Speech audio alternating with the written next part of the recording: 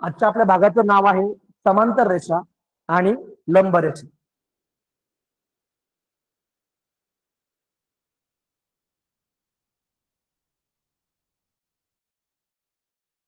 पहा, समांतर रेषा आणि लंब रेषा या भागाकडे जाण्याआधी त्याच्यासाठी ज्या ज्या गोष्टींची आपल्याला आवश्यकता भासणार आहे त्या गोष्टी आधी आपण पाहू.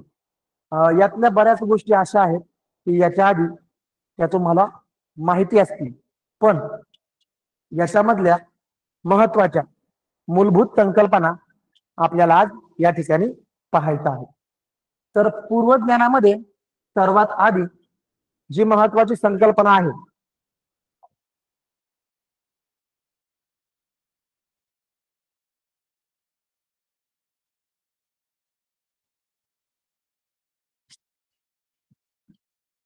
त्यामध्ये प्रतल.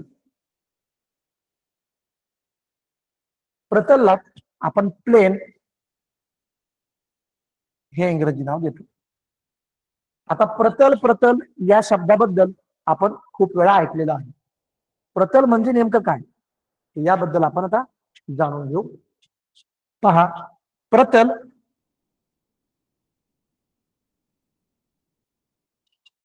दोन गोष्टी या अर्थाने दोन मिती म्हणजे मोजणी. तर हे मोजण्याकरता याची ही आपण लांबी आहे असं गृहीत धरू आणि ही याची रुंदी किंवा उंची. जेव्हा दोन गोष्टी एकत्र येऊन सपाट पृष्ठभाग तयार होतोय, या सपाट पृष्ठभागाला या दोन गोष्टी आहेत लांबी व रुंदी. म्हणजे असा द्विमित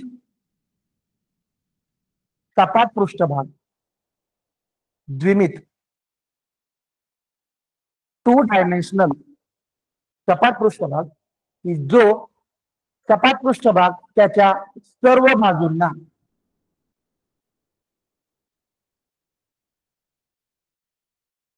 अमर्यादित आहे. सर्व बाजूंनी म्हणजे याच्या चारही बाजूंना हा भाग पुढे अमर्यादितपणे वाढत आहे. असा सपाट पृष्ठभाग, या सपाट पृष्ठभागाला आपण प्रतल असे म्हणतो. हा एक सपाट पृष्ठभाग तुम्हाला फळ्याच्या या पृष्ठभागासारखाच दिसतोय. फळ्याचा पृष्ठभाग या स्क्रीनचा पृष्ठभाग म्हणजे हे या ठिकाणी प्रतल आहे. आता प्रतल हे चारही दिशांना अमर्यादित असते, बरोबर का? चारही दिशांना अमर्यादित असणारे द्विमित आकाराचे आणि सपाट पृष्ठभाग. सपाट म्हणजे आपण किती गोष्टी पाहिल्या? 3 गोष्टी पाहिल्या. एक तर ते द्विमित पाहिजे, त्यानंतर सपाट पृष्ठभाग पाहिजे आणि ती सर्व बाजूंनी सर्व दिशांनी अमर्यादित आहे. अशा या सपाट पृष्ठभागाला प्रतल असे म्हणतात. आता हे झालं एक प्रतल. समजा याच्या शेजारी मी ही वही या प्रतलासारखी या ठिकाणी पकडलेली आहे. ही वही म्हणजे हे प्रतल आहे असं आपण गृहीत धरू. आता हे प्रतल असं आपल्याला या ठिकाणी दिसतंय. या प्रतलाला मी थोडं तिरप करतो बघा. तिरप केल्यानंतर हे मला जे मिळणार आहे हे सुद्धा प्रतल आहे. हा सपाट पृष्ठभाग आहे, पण हे प्रतल आणि इथं असणारं प्रतल हे दोन्ही प्रतल मात्र वेगवेगळे आहेत. आता याला आणखी मी सरळ केलं म्हणजे हे प्रतल या स्क्रीनच्या समांतर होतं आणि हे त्याला लंब दिशेने आहे बघा. आपल्याला पाहायचे समांतर आणि लंब. हे प्रतल याच्यापेक्षा वेगळं आहे.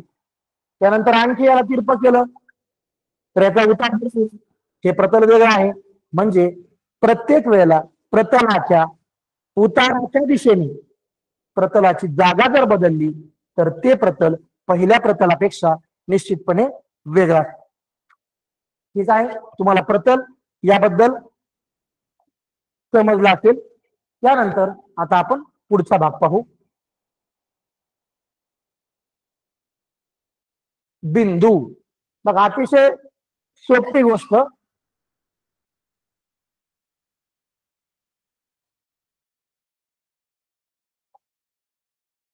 बिंदू.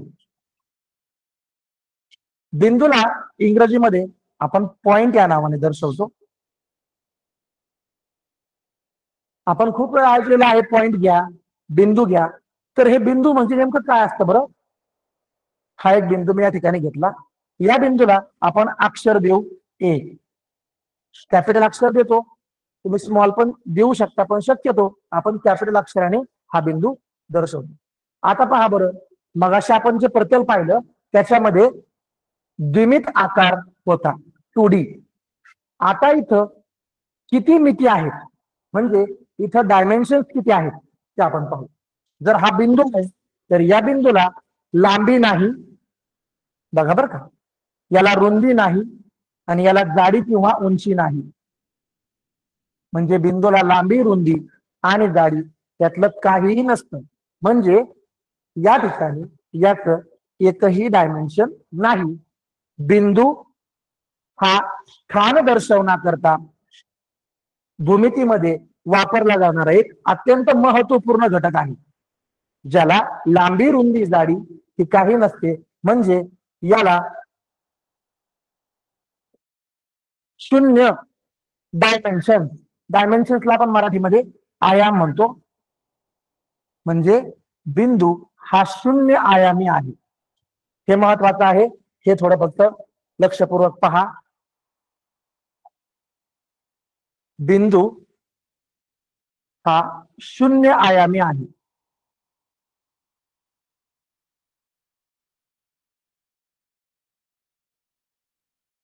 प्रतल चारही दिशांना अमर्याद असते. वाक्य लक्षात घ्या बरं का, कारण पर्यायांमध्ये वाक्यांमध्ये आपण चुकणार आहोत. बिंदू हा शून्य आयामी आहे, 0 डायमेन्शनल. त्याला लांबी, रुंदी, उंची, जाडी काहीही नसते. बिंदूचा उपयोग करून आपण वेगवेगळ्या भौमितिक आकारांकडे जाणार आहे. या बिंदूंच्या सहाय्यानेच तुम्हाला पुढचे सर्व आकार मिळणार आहेत. म्हणून ह्या बिंदूचं स्थान अत्यंत महत्वाचं आहे. बघा, त्यानंतर आपण पुढे जाऊ.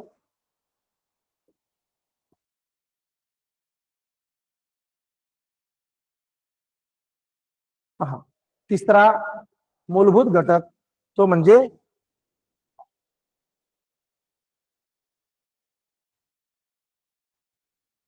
रेषाखंड. काही गोष्टीत ना त्यांच्या नावामध्येच त्यांचं उत्तर अर्ध लपलेलं असतं. बघा, रेषाखंड. खंड म्हणजे काय बरं? आपल्याला सर्वांना शब्दांचे तुम्हाला समजलेले अर्थ आधी माहित पाहिजे. खंड, खंड म्हणजे तुकडा.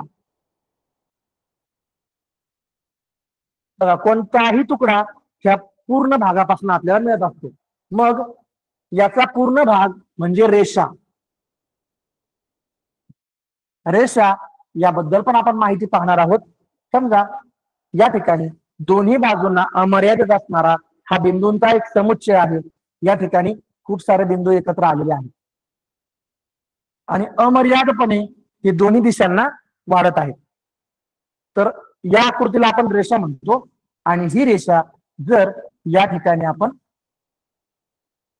कट केली तर याच्यापासून मिळणारा हा कट केलेला, हा कापलेला जो भाग आहे, हा भाग म्हणजे या रेषेचा तुकडा आहे, तो रेषेचा खंड आहे.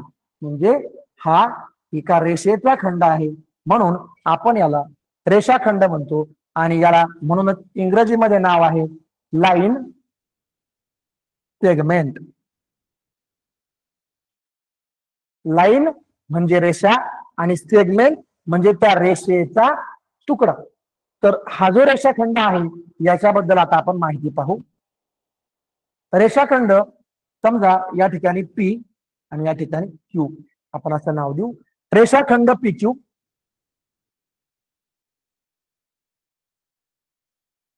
यालाच आपण रेख पी क्यू असं देखील म्हणू शकतो. याचंच नाव आपण क्यूपी असं पण लिहू शकतो, चालेल. रेषाखंडाच्या दोन्ही बाजूंना निश्चितपणे याचा आरंभ बिंदू असतो आणि याचा शेवट स्थान पण असते निश्चितपणे. म्हणजे सुरुवात आणि शेवट या ठिकाणी या आकाराला आहे. सुरुवातीचा बिंदू आणि शेवटचा बिंदू निश्चितपणे दोन्ही टोकांना ठराविक जागा स्थिर आहे. म्हणजे हा रेषाखंड याच्या पुढे वाढत नाही, इकडून याच्या पुढे सुद्धा वाढत नाही. म्हणून हा थांबलेला एक असा आकार आहे की याच्या पुढे याची जागा नाही. म्हणजे याची सुरुवात आणि याचा शेवट हा निश्चित असतो रेषाखंडाचा. म्हणून रेषेचा खंड म्हणून रेषाखंड असं या ठिकाणी या भूमितीक आकृतीबद्दल आपण सांगू शकतो. पुढचा भाग आपण पाहू.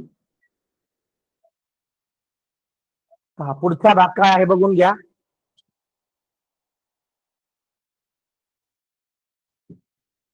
पहा, पुढचा भाग आहे किरण.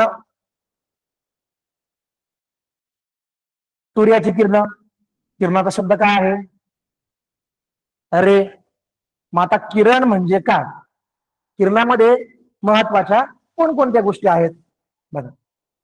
हा एक आरंभ बिंदू, हा दुसरा एक आरंभ बिंदू.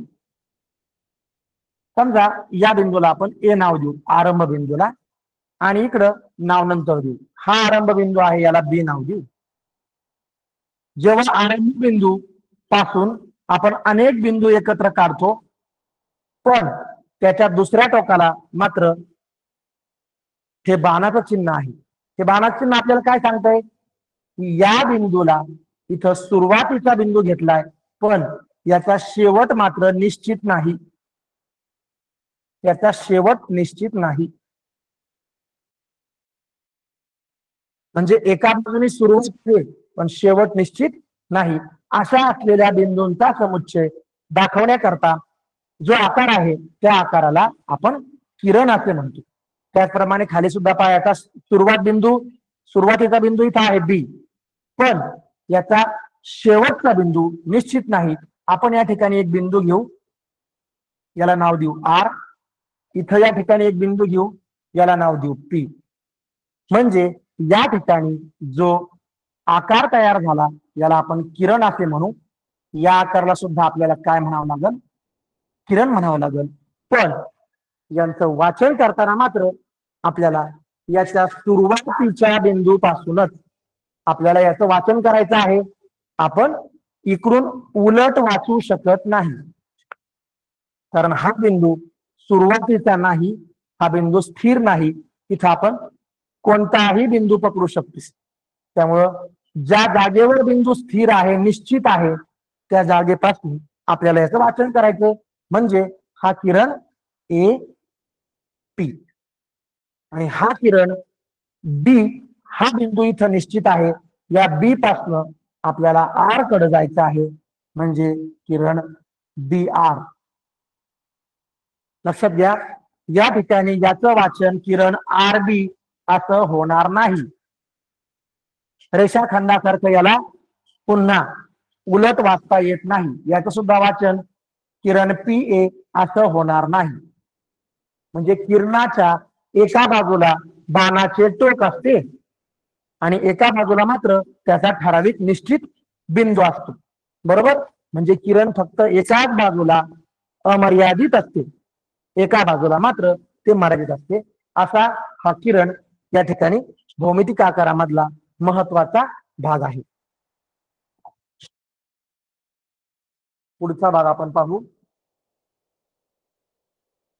आता हा अत्यंत महत्वाचा, आपल्याला आपल्या आजच्या भागासाठी लागणारा महत्वाचा भाग, तो म्हणजे रेषा. आपल्या भूमितीमधल्या घटकाचंच आजच्या नाव आहे समांतर रेषा आणि लंब रेषा. म्हणजे आपल्याला रेषा या घटकाबद्दल माहिती घ्यावी लागेल. बघा, आता रेषा याच्याबद्दल खूपच महत्वाची माहिती आहे, लक्ष देऊन पहा. अनेक बिंदू जेव्हा एकत्र आले, या बिंदूंचा समुच्चय दाखवण्याकरता असलेला भौमितिक आकार हा आपल्या समोर मी जो काढलेला आहे हा निश्चितपणे कुठंतरी थांबलेला आहे, म्हणजे या ठिकाणी हा स्थिर आहे. पण जर याला मी दोन्ही बाजूंना बाणाची टोकं दिली तर ही टोकं आपल्याला काय दर्शवितात, तर हे आपल्याला दर्शवितात की हा बिंदूंचा समुच्चय या दिशेला असाच अमर्यादित आहे आणि इकडच्या बाजूला सुद्धा तो अमर्यादितच आहे. याला मर्यादा नाही, म्हणजे हा बिंदूंचा समुच्चय असाच इकडे चालू राहील आणि इकडे सुद्धा हा बिंदूंचा समुच्चय ह्या दिशेला चालू राहील. म्हणजे ज्या भौमितिक आकारात दोन्ही बाजूंना बाणाची टोकं आहेत आणि दोन्ही बाजूंना तो बिंदूंचा समुच्चय अमर्यादित आहे, अशा भौमितिक आकाराला, या बिंदूंच्या समुच्चयाला आपण रेषा हे नाव देतो. आणि रेषेला आपण इंग्रजीमध्ये लाईन आपण सहज म्हणतो. रेषा आख बरं. रेषा आखताना आपण काय करतो, दोन्हीकडे टोकं देत नाही, म्हणजे ही आपण रेषा आखली, आपण याला रेषा म्हणतो. पण हा रेषा खंड आहे, हा रेषेचा भाग आहे. रेषा याच्या पुढे आहे. हा रेषेमध्ये असलेला एक रेषेचा भाग असतो रेषाखंड. त्यामुळं रेषाखंड वेगळा आणि रेषा वेगळी. पण बऱ्याच वेळेला तुम्हाला भौमितिक आकार देताना असे आकार दिले जातील आणि त्यामध्ये तुम्हाला रेषेबद्दलच प्रश्न विचारले जातील. तेव्हा आपण लक्षात घ्यायचं, हा जो आकार आहे हा जरी रेषाखंड असेल तरी तो रेषेचाच खंड आहे, म्हणून या ठिकाणी हा रेषा म्हणून आपण गृहीत धरायचा आहे. पुढे ते आपण पुढे पाहणारच आहोत. आता आपण आपल्या आजच्या भागाला सुरुवात करूया. समांतर रेषा आता लक्षपूर्वक आपल्याला पाहावं लागेल. समांतर रेषा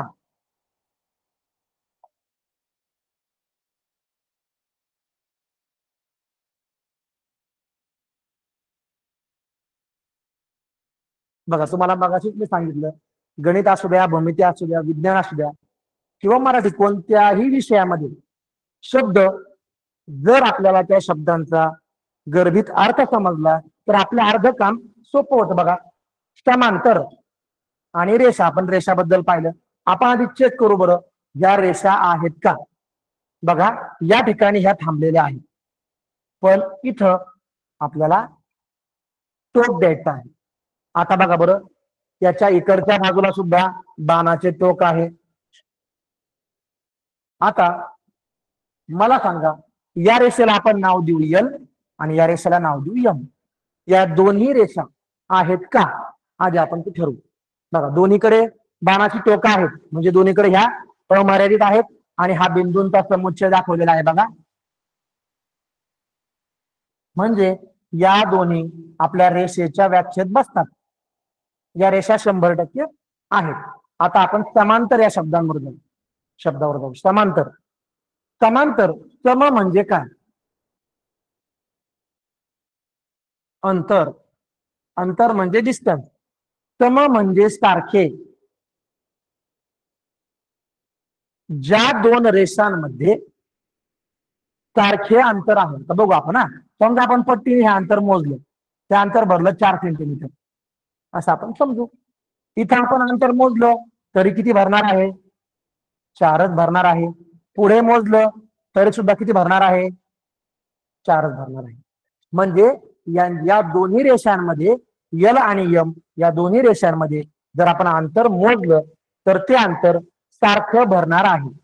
जर हे अंतर सारखं भरणार आहे तर याच्यावरनं एक गोष्ट निश्चित होते. ती गोष्ट काय, या रेषा पुढे किती जरी वाढल्या, पुढे किती जरी पुढे गेल्या तरी या एकमेकींना पुढे कधीच मिळणार नाहीत. मिळणार नाहीत म्हणजे त्या एकमेकींना कधीच पुढे छेदत नाहीत, छेदणार नाहीत. दोन समांतर रेषा एकमेकींना कधीही छेदत नाहीत. बघा, या दिशेला सुद्धा. आता नुसतं त्यांच्यामधलं अंतर समांतर असणे आणि एकमेकींना न छेदणे एवढ्यावरच समांतर रेषा नाहीत. हाच आपला आजच्या तासातला खूप महत्वाचा भाग आहे. तर आता समांतर रेषासाठी आणखी एक महत्वाची गोष्ट लागते, ती आता आपण पाहणार आहोत. आता लक्षपूर्वक पहा. या दोन रेषा मी या फळ्याच्या या स्क्रीनवर काढलेल्या आहेत. म्हणजे ही स्क्रीन या रेषांसाठी, ही फळ्याची स्क्रीन ही काय आहे त्यांच्यासाठी, या रेषांसाठी ही फळ्याची स्क्रीन आहे त्यांचं प्रतल. आता बघा, ही पहिली रेषा यल मी या ठिकाणी काढली, ती ह्या स्क्रीनवरच आहे आणि दुसरी यम सुद्धा ह्याच स्क्रीनवर आहे. म्हणजे यल आणि यम यांचं प्रतल एकच आहे. यांचं प्रतल काय आहे, एकच आहे.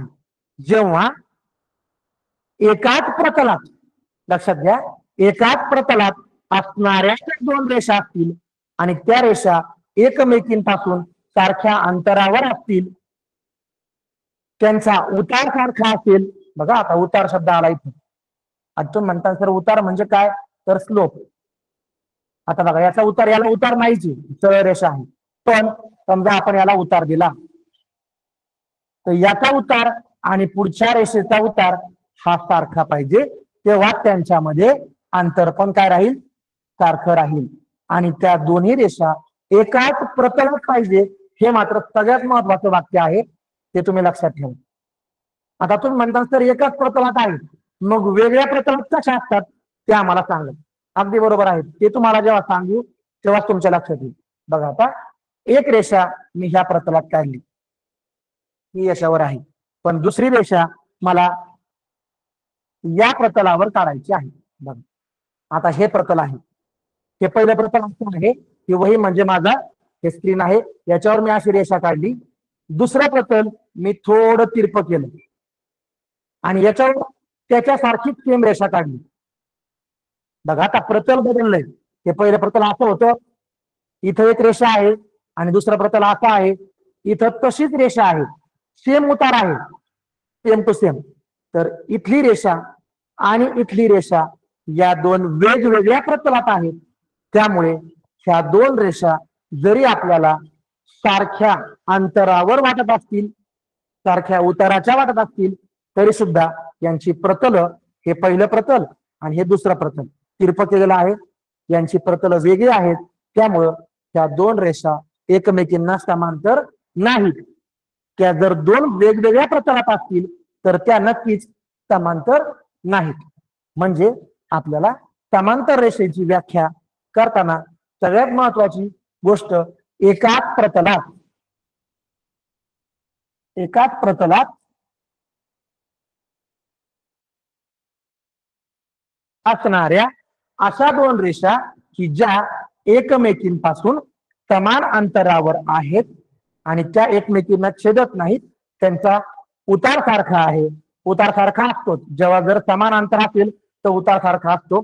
त्यामुळं एकाच प्रतलात असणाऱ्या दोन रेषा एकमेकींना न छेदणाऱ्या दोन रेषा असतील तर त्यांना आपण समांतर रेषा असं म्हणू शकतो.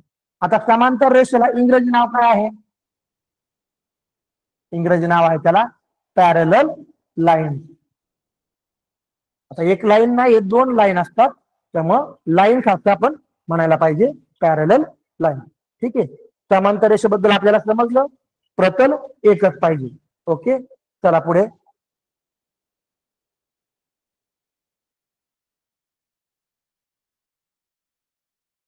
समांतर रेषा झाल्यानंतर आपल्याला लंब रेषा पाहायच्या आहेत.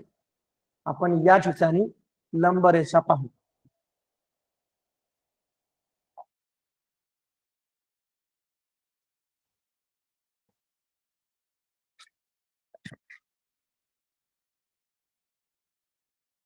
लंब रेषा आधी आपण बेसिक माहिती पाहून घेऊ. आता पहा, रेषा पाहिजे नक्की एकाच प्रतलात, या सुद्धा एकाच प्रतलात असणाऱ्या. ते बघा आता फळ्याची स्क्रीन हे माझं प्रतल आहे, मी या स्क्रीनवरच रेषा काढतो, म्हणजे माझं प्रतल एकच आहे. जर मी अशी तिरपी रेष काढली, आता बघा बरं, या रेषा दोन समांतर आहेत का, तर नक्कीच नाही, कारण ही रेषा नंतर या ठिकाणी वाढणार आहे आणि ती या बिंदूत याला छेदणार आहे. म्हणजे या जर छेदल्या तर त्या एकमेकींना समांतर नाहीत. मग आता ज्या समांतर रेषा नाहीत, समांतर नाही, मग आता या एकमेकींना छेदणाऱ्या आहेत.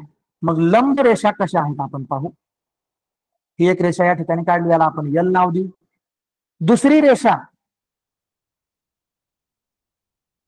ही मी यम काढली.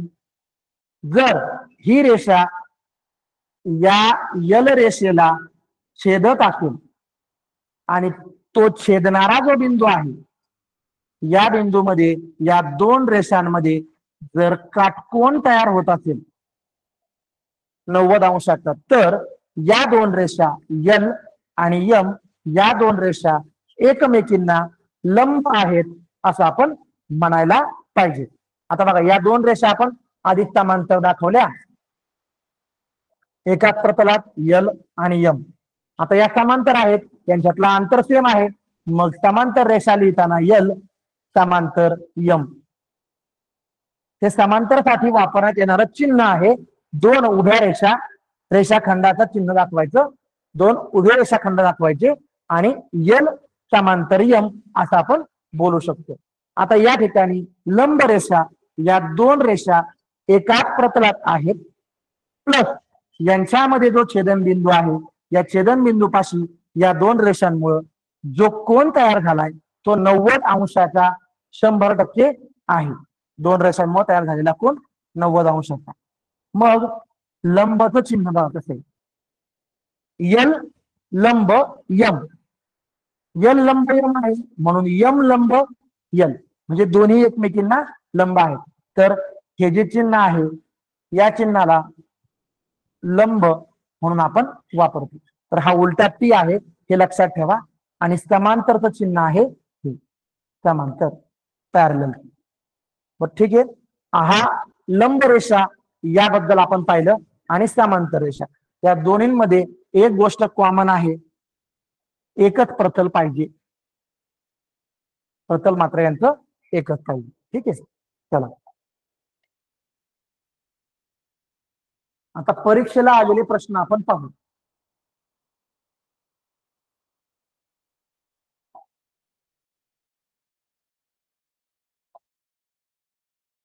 हा प्रश्न वाचून घ्या.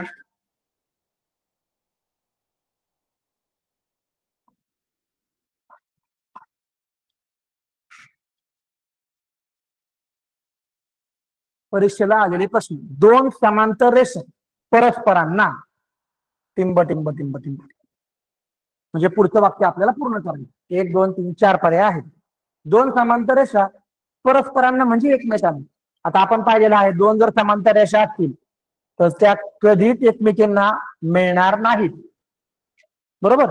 मग आता अशा प्रकारची आपल्याकडे माहिती आहे, आपण पर्याय बघू. दोन समांतर रेषा एकमेकांना छेदतात का? छेदणे म्हणजे एकमेकाच्या मधून क्रॉस होणे, एकमेकांना मिळणे, छेदत नाही. बर, वाढविल्यानंतर छेदतात. ठीक आहे, आता आपण अशा रेषा काढू. आता ही रेषा अशी इकडं वाढली आणि ही रेषा इकडं वाढली. वाढवल्यानंतर ती एकमेकांना छेदलेली आहे. मग ह्या दोन रेषा इथं त्यांचं अंतर बघा, हे सारखं नाही, इकडं अंतर वाढलेलं आहे आणि इकडं अंतर कमी कमी झालेलं आहे. म्हणजे यांच्यातलं अंतर सारखं नाही, म्हणजे यात समांतर नाही. म्हणून दोन समांतर रेषा वाढवल्यानंतर सुद्धा एकमेकांना छेदणार नाही, कधीही छेदत नाही. हे आपलं उत्तर बरोबर आहे. चौथा पर्याय आपण पाहून घेऊ, लंब असतात. आता जर दोन समांतर रेषा आहेत तर त्या लंब कशा असतील? लंब असणारच नाहीच, कारण समांतर असल्यानंतर तिथे लंब असण्याचा काही प्रश्नच येत नाही. म्हणजे 3 पर्याय आपण चुकीचे बरोबर ओळखले आणि आतील बरोबर पर्याय आहे पर्याय क्रमांक 3. म्हणजे परीक्षेला कायम तुम्ही एक सवय लावायची, चुकीचे पर्याय ओळखण्याची. जो चुकीचा पर्याय बरोबर ओळखतो ना त्याला बरोबर पर्याय बरोबर सापडतो. ठीक आहे, कधीही छेदत नाही. तर हा याचा पर्याय क्रमांक 3 आहे. चला पुढचा प्रश्न आपण पाहू.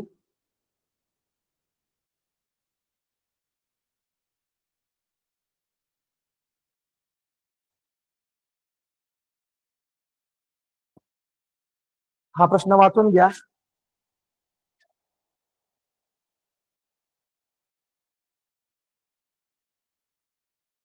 प्रश्न अतिशय सोपे आहेत. आपण आणखी काही प्रश्न पाहणार आहोत. यातल्या बेसिक गोष्टी जर तुम्हाला माहित असतील तर यातला कसलाही प्रश्न येऊ द्या, तुम्ही चुकणार नाही. दोन समांतर रेषांमधील अंतर, रेषेंमधील अंतर.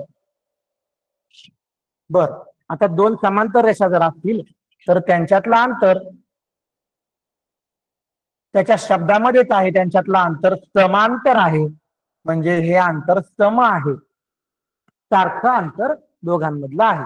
इथं जर 5 सेंटीमीटर भरलं तर हे पण 5 सेंटीमीटरच भरणार. बघा, दोन समांतर रेषेमधील अंतर वाढत जातच नाही, खूप जास्त असतं, कमी कमी होत जातं आणि अंतर समांतर असतं. म्हणजे समांतर असते म्हणजे काय, सम अंतर असते, समांतर म्हणजे सारखे अंतर असते. म्हणजे हा पर्याय एकदम इझी प्रश्न आहे. दोन समांतर रेषेमधील अंतर हे समांतर असते, सारखं अंतर असते. ठीक आहे, चला पुढं.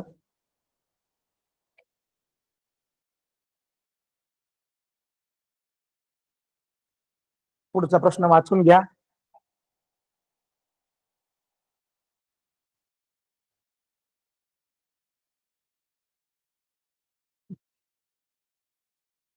पुढील पैकी कोणते समांतर रेषेचे उदाहरण नाही? नाही म्हणले बरं. आता तुमची इतकी प्रॅक्टिस होत आहे किंवा होणार आहे, तुम्हाला बरोबर प्रश्न कुठं महत्वाचा शब्द आहे ते वाचताना कळणार आहे.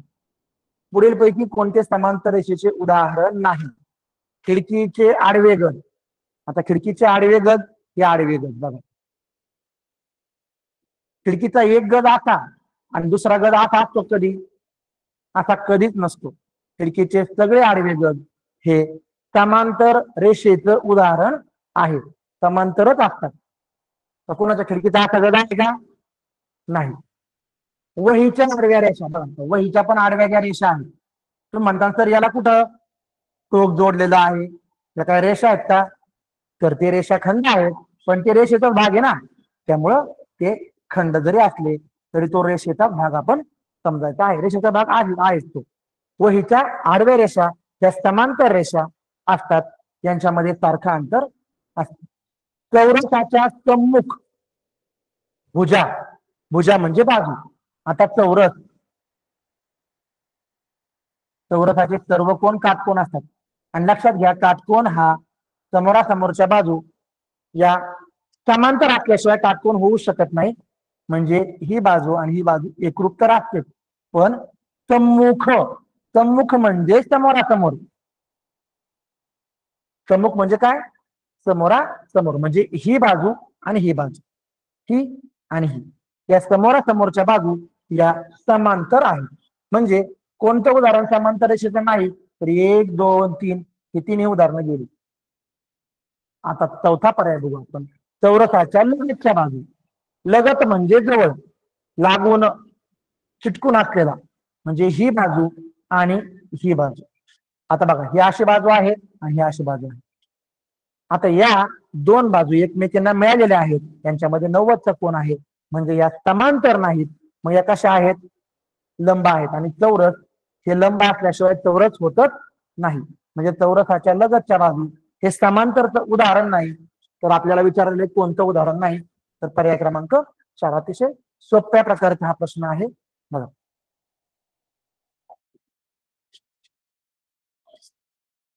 पुढचा प्रश्न आपण पाहू.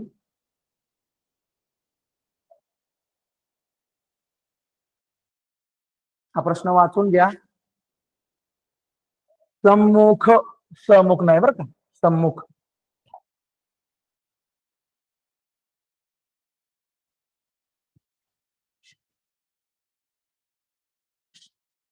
सम्मुख, मुख म्हणजे तोंडासमोर, समोरासमोर तोंड आहेत त्यांची, सोबत त्या चौरसाची. म्हणजे हा चौरस आहे, त्यांनी सांगितलेलंच आहे, त्याच्यात शंका घ्यायची काही गरज नाही. हा चौरस आहे म्हणजे आहे. तुम्ही म्हणता सर हे माप मोजा आणि हे माप मोजा, तर मोजायची गरज नाही. या दोन रेषा आपण इथं काढलेल्या आहेत. हे खूण या खुणावरून कळतं की या दोन्ही बाजू सेम आहेत, सारख्या आहेत. बर, चौरसाच्या सम्मुख भुजा कशा असतात? आता सम्मुख भुजा बघा, ही याच्या समोर ही आहे, या दोन भुजा सम्मुख आहेत. चौरसाच्या सम्मुख भुजा या लंब असतात. मग आता ही भुजा आणि ही भुजा ही लंब नाही, कारण एकमेकांना छेदलेलं नाही आणि 90 अंशाचा कोण कुठं दोघींमध्ये झालेला नाही. लंब असतात हे तर चुकीचं आहे. समांतर असतात हे बरोबर येऊ शकतं. बघू आपण. वाढवले असतात छेदतात. आता या रेषा तुम्ही किती पण वाढवा, त्या एकमेकांना छेदणार, छेदाचा काही प्रश्नच येत नाही, छेदणार नाही. आणि छेदतात हे तर नाहीच. म्हणजे या समान अंतरावर आहेत, एकाच प्रतल आहेत आणि चौरसाच्या सम्मुख भुजा या एकमेकींना या समांतर असतात. पर्याय क्रमांक 2 या प्रश्नासाठी पर्याय क्रमांक 2 हे योग्य उत्तर आहे.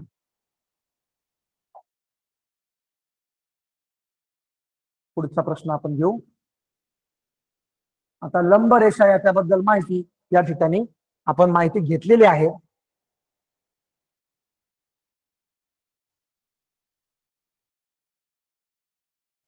आपण याच्याबद्दल माहिती पाहिलेली आहे. पण काही प्रश्न या ठिकाणी घेऊ. एक प्रश्न बघा.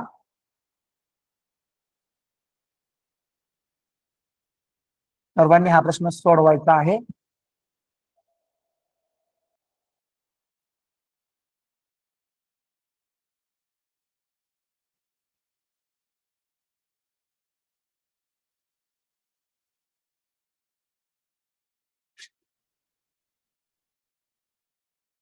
प्रश्न अतिशय सोपा आहे.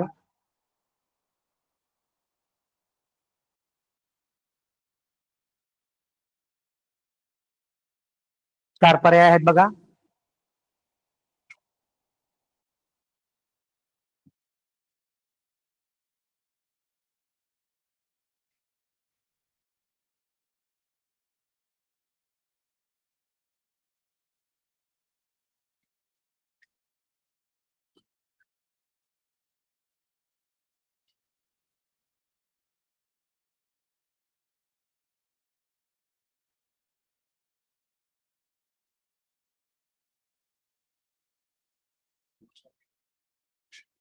बघा, दोन समांतर रेषांमध्ये किती अंशाचा कोन?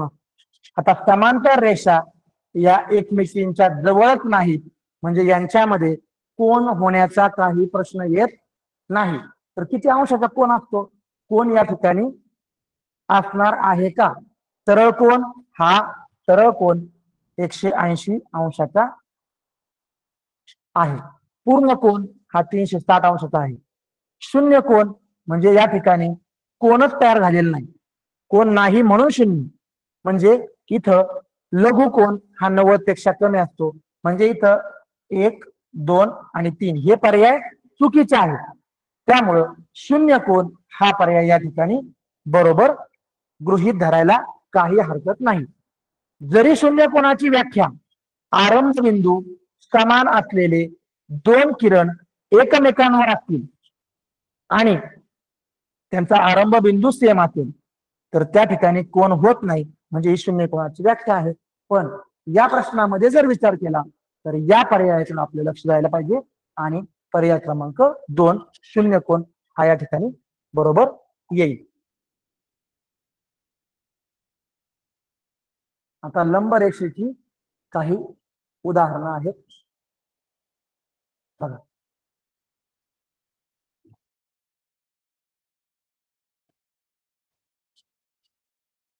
पुढील पैकी कोणत्या आकृतीत समांतर व लंब या दोन्ही रेषा आढळतात? आता आकृती कोणती आहे बरं अशी की ज्याच्यामध्ये समांतर पण रेषा असतात आणि लंब रेषा पण असतात? बघू आपण. शंकू, वर्तुळ, त्रिकोण आणि आयत. आता शंकू, शंकू म्हणजे आपला आईस्क्रीम खाण्याचा कोन. वर्तुळ आपल्याला माहित आहे सर्कल, त्रिकोण ट्रायंगल आणि आयत रेक्टँगल. कोण, शंकूचा आकार तुम्हाला माहिती आहे हा असा असतो. सर्कल, वर्तुळ, ट्रँगल, त्रिकोण आणि रेक्टँगल म्हणजे हा आयत. पहा कोणत्या आकारामध्ये आपल्याला समांतर आणि लंब दोन रेषा मिळतील. तर हे बघा, ही समांतर रेषा ही आणि ही एकमेकांना समांतर आहे, पण ही रेषा आणि ही उभी रेषा यांच्यामध्ये मात्र 90 अंशाचा कोन असल्याशिवाय त्या आयताची आकृती होतच नाही. म्हणजे इथं लंब पण रेषा आहेत. म्हणजे या एका आकारामध्ये दोन्ही प्रकारच्या रेषा या ठिकाणी येतात. जर समांतर रेषा नसतील तर बघा बरं, 90चा कोन या ठिकाणी होईल, या ठिकाणी होईल, पण इथं 90चा कोन होईल का? होणार नाही, आणि इथं सुद्धा होणार नाही. म्हणजे ज्या आकृतीत सर्व कोन काटकोन असतात त्यालाच आपण आयत असं म्हणतो. आणि सर्व कोन कधी काटकोन असतात? तर त्याच्या सम्मुख भुजा समांतर असल्याशिवाय सर्व कोन काटकोन होऊ शकत नाही. म्हणजे लक्षात घ्या, जर सम्मुख भुजा या समांतर असतील तरच त्या काटकोन करू शकतात.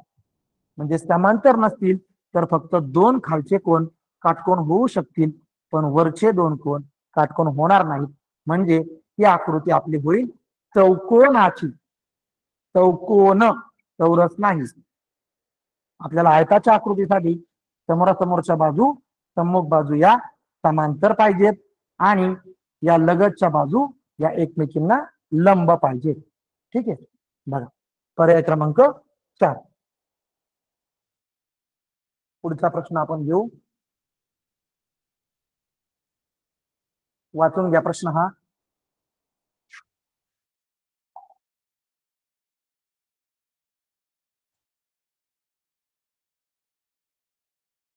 प्रश्न अतिशय सोपे आहे. त्याच्यामधले जेव्हा दोन रेषा लंब रेषा असतात, बस ठीक आहे, दोन रेषा लंब रेषा असतात, ठीक आहे, लंब रेषा आहे, तेव्हा त्या एकमेकींशी किती अंशाचा कोन करतात? अगदी सोपा प्रश्न आहे. त्या एकमेकींशी 90 अंशाचा कोन करतात, बरोबर. आता बघू आपण चुकीची उत्तर बघू. 0 अंशाचा कोन होणार नाही, 180 नाही, 60 तर नाही, म्हणजे उरलं कोण 90, आणि 90 हे बरोबर उत्तर आहे. त्यामुळं दोन रेषा जेव्हा लंब असतात तर लंब रेषा म्हणजेच 90 अंशाचा कोन. आपल्या आजूबाजूला असणारी बरीचशी उदाहरणं म्हणजे सगळ्याच बांधकामाच्या क्षेत्रामध्ये 90 अंशाचा कोन असल्याशिवाय तुमची भिंत असेल, खिडकी असेल, त्या सगळ्या गोष्टींमध्ये तुमच्या या ठिकाणी 90 अंशाचा कोन आणि लंब रेषा यांचा त्या ठिकाणी प्रत्यक्ष संबंध येतो. बघा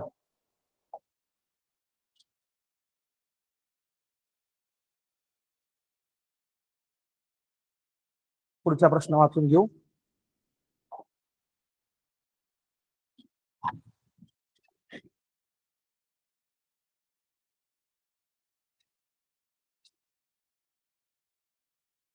खालीलपैकी कोणते लंब रेषेचे उदाहरण नाही? आता बघा, लंब रेषेचे उदाहरण नाही म्हणलेलं आहे.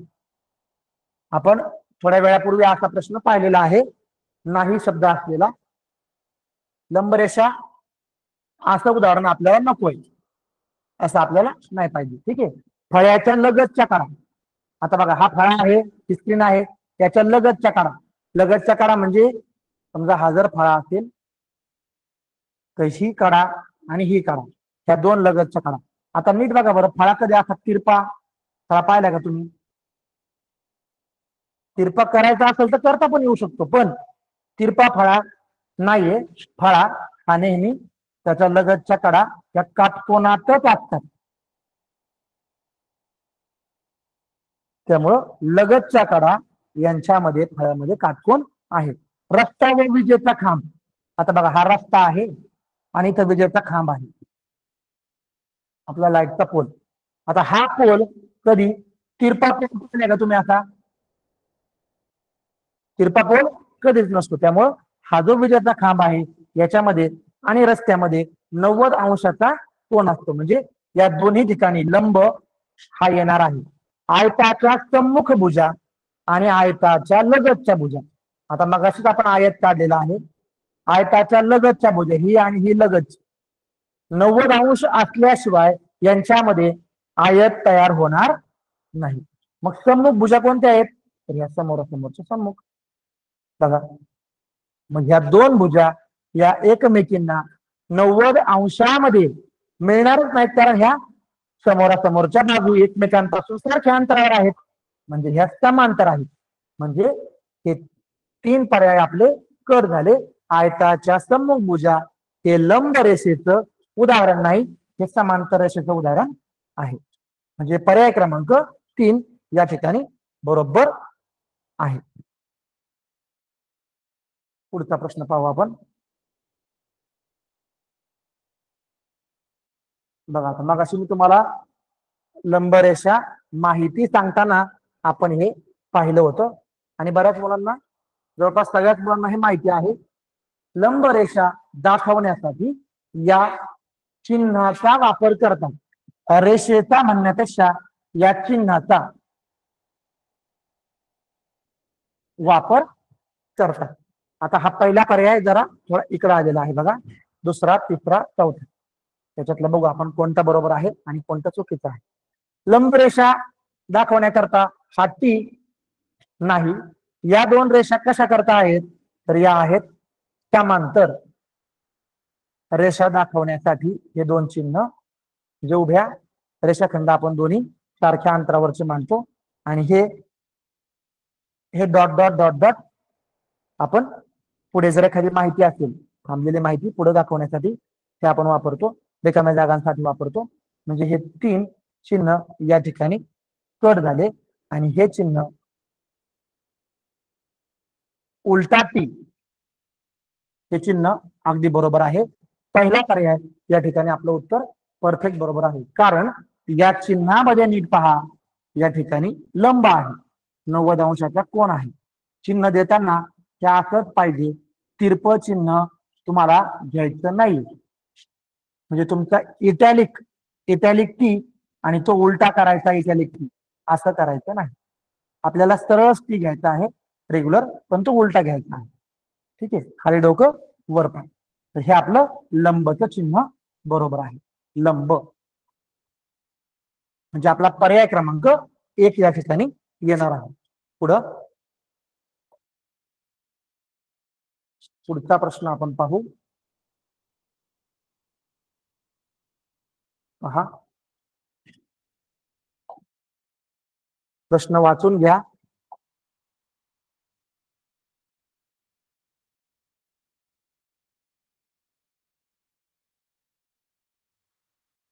दोन परस्परांना लंब असणाऱ्या रेषा कोणत्या प्रकारचा कोण करतात? आता बघा, दोन रेषा जर एकमेकांना लंब आहेत, खिडकीचं उदाहरण, रस्ता आणि विजेचा खांब, त्या दोन रेषा एकमेकांना जर लंब असतील तर या ठिकाणी कोणता कोण होतो याची आपण चर्चा केलेली आहे. 90 अंशाचा कोण होतो. मग 90 अंशाच्या कोणाला आणखी एक शब्द आहे, काटकोन. आणि काटकोनाला इंग्रजी शब्द काय आहे? Right angle. ठीक आहे, आपण पाहू. दोन परस्परांना लंब असणाऱ्या रेषा कोणत्या प्रकारचा कोण करतात? विशाल कोण, 90 पेक्षा मोठा विशाल कोण तर करणारच नाही, काटकोन बरोबर आहे. लघु कोण, 90 पेक्षा छोटा नाही करणार. प्रतिविशाल कोण, आता हे प्रतिविशाल नाही, हे प्रविशाल आहे बरं का. प्रतिविशाल नाही, प्रविशाल कोण. प्रविशाल कोण आपल्याला माहिती आहे 180च्या पुढे असतो, 360 पेक्षा छोटा. म्हणजे हे तीन तर नाही, आपल्याला आपलं उत्तर आहे काटकोन. दोन परस्परांना लंब असणाऱ्या रेषा कोणत्या प्रकारचा कोण करतात? तर तो काटकोन या प्रकारचा कोण करतात. पर्याय क्रमांक 2. आता आपल्याला काही उदाहरणं पाहिजे आहेत. उदाहरणं आपण एका जागेवर पाहू. इथं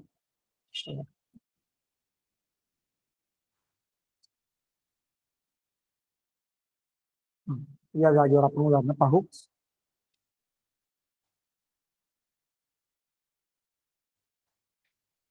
चल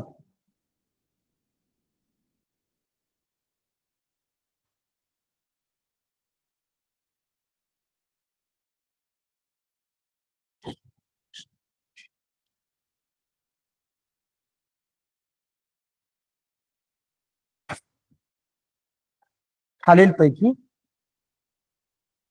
कोणत्या आकारात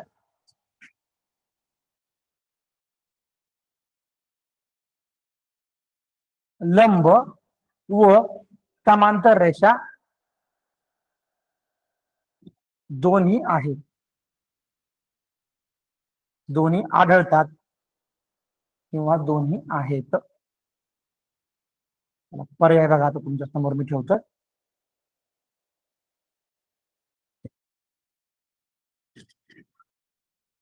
आईस्क्रीम. प्रश्न अतिशय सोप्या प्रकारचे आहेत.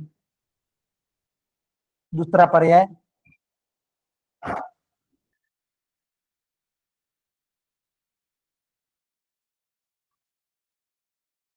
बघा, आता त्याच्या तीन गोष्टी तर खाण्याच्या आहेत.